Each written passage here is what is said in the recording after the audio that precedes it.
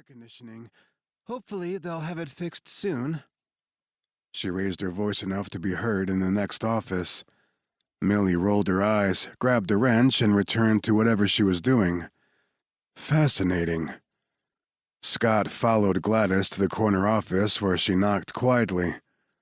"Enter," a booming voice said. Gladys smiled, interest in her eyes, as she opened the door for him.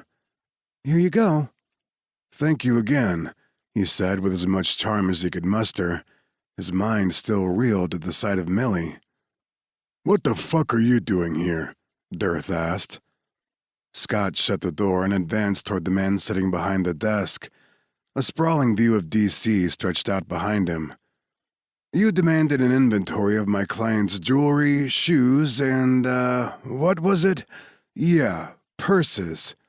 He sneered the last, even though he knew a few of those handbags were worth more than most cars. "I wanted Julie to bring them." Crimson darkened Dirth's full cheeks.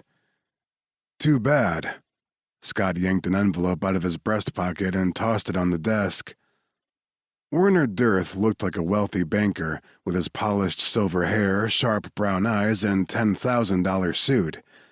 It was black, and he didn't wear a tie. His belly hung over his pants, but he was still a broad man who could probably wrestle a full-grown bull if he wanted.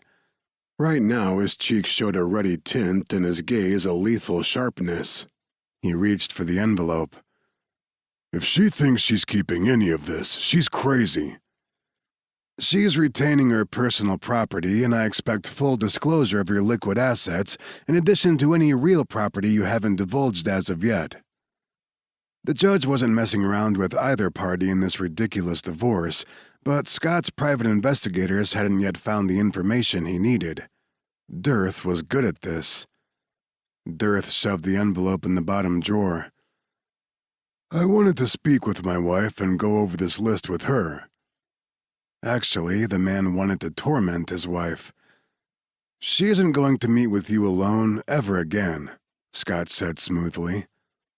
Dirth's nostrils flared. "Your client's a real bitch, you know."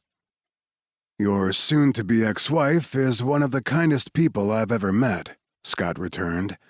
She was also very good friends with his mother. "You breached the prenup and cheated on her." "Prove it." So far, Scott had been unable to do so. Anybody with information was more afraid of Dirth than Julie or even the judge. Right now, his entire case came down to he said, she said, and that was no way to go into court. "How about you stop being an ass and finish this thing?" "Because she needs to pay," Dirth sputtered. "That sounds like a threat," Scott said. "We all know that you cheated on your wife with an 18-year-old. One who had conveniently headed off to backpack around Australia, leaving her phone at home. Just settle this and move on with your life." The last thing Scott wanted to do was put his client through a trial, especially since he had a proof problem. "Like I said, prove it," Dirth said, his jowls moving. "I'm leaving that witch with nothing." Not if Scott had anything to do with it. "You sound like a blowhard." Dirth looked him up and down.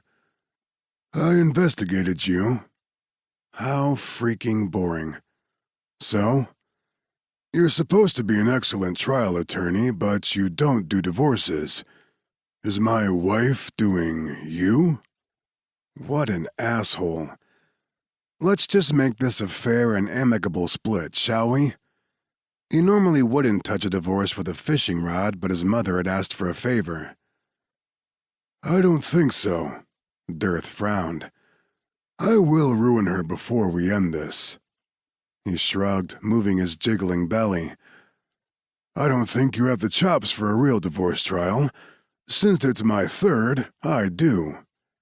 Scott would have to schedule depositions then. He didn't have time for this. "I've been playing nice so far, but that just ended. Do you get me?" He stared directly into the man's eyes. For the first time, Dirth paused. "Yeah." Scott had been a Marine before he'd become a lawyer, and right now he was just pissed off.